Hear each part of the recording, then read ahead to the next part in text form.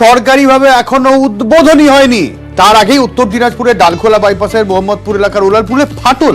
চঞ্চল,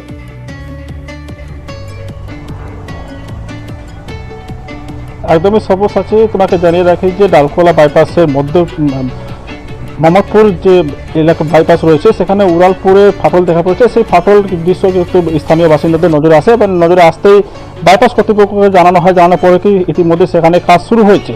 এ নিয়ে কিন্তু বিজেপি এবং তৃণমূলে চাপানো শুরু হয়ে গেছে। তৃণমূলের অভিযোগ যে তৃণমূলের বিধায়ক রয়েছে করণডিকির গৌতম পাল, তিনি অভিযোগ করেন সরাসরি যে নিম্নমানের কাজ হয়েছে তা ইতিমধ্যে প্রমাণ হয়ে গেছে। এ নিয়ে কিন্তু সরগোল শুরু হয়ে গেছে বিভিন্ন রাজনৈতিক মহলে। অন্যদিকে বিজেপির তরফ থেকে বিজেপির যে সাংসদ রয়েছে দেবশ্রী চৌধুরী, তিনি বিষয়টি জানেন না, তবে তিনি বিষয়টি খতিয়ে দেখবেন এবং তিনি বলছেন যে কেন নিম্নমানের কাজ করা হয়েছে বিষয়টি তিনি তদন্তের করে আশ্বাস দিয়েছেন। তার পাশাপাশি আরেকটি বিষয় জানিয়ে রাখি যে এই পুজোর মধ্যে কিন্তু এই উড়ালপুরের বাইপাসের উদ্বোধন করার কথা ছিল, কিন্তু তার আগেই ফাটল ধরা পড়েছে। এ নিয়ে কিন্তু বিভিন্ন রাজনৈতিক মহল ছাড়াও স্থানীয় বাসিন্দাদের মধ্যে বাইপাস নির্মাণের কাজ নিয়ে প্রশ্ন তুলতে শুরু করেছে। অনেক ধন্যবাদ চঞ্চল। মেটেলির বাতাবাড়ি স্কুল পাড়ায় প্রধানমন্ত্রী সড়ক যোজনা প্রকল্পে রাস্তা তৈরি হয়েছিল।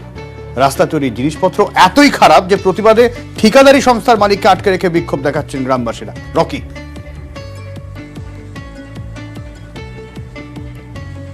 দেখো, প্রধানমন্ত্রী সড়ক যোজনার অধীনে রাস্তা তৈরি হয়েছে এবং রাস্তা তৈরির 7 দিনের মাথায় কিন্তু রাস্তার বেহাল অবস্থা, উঠে যাচ্ছে পিচের চাদর, এমনটাই অভিযোগ স্থানীয় বাসিন্দাদের। এবং এই ঘটনাকে কেন্দ্র করে কিন্তু ঠিকাদারি সংস্থার মালিককে ঘিরে বিক্ষোভ দেখালেন স্থানীয় বাসিন্দারা। ঘটনাটি মেটেলি ব্লকের বাতাবাড়ি এলাকার ঘটনা। বাতাবাড়ি স্কুলে যে স্থান রয়েছে সেখান থেকে দক্ষিণ ধূপজোড়া এলাকা পর্যন্ত 4 কিমি রাস্তা তৈরি হয় এবং সেই 4 কিমি রাস্তার মধ্যে 1 কিমি রাস্তা কিন্তু খুব খারাপ অবস্থা, কারণ সেখানে কিন্তু নিম্নমানের জিনিসপত্র ব্যবহার করেছে, এমনটাই কিন্তু অভিযোগ।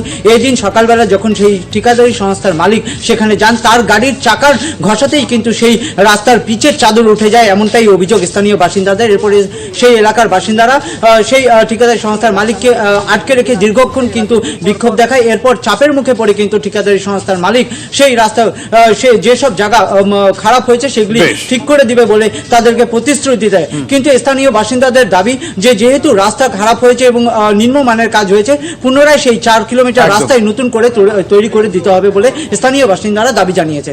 একদমই নয়, তোমার কাছে পরে আবারও আসবো।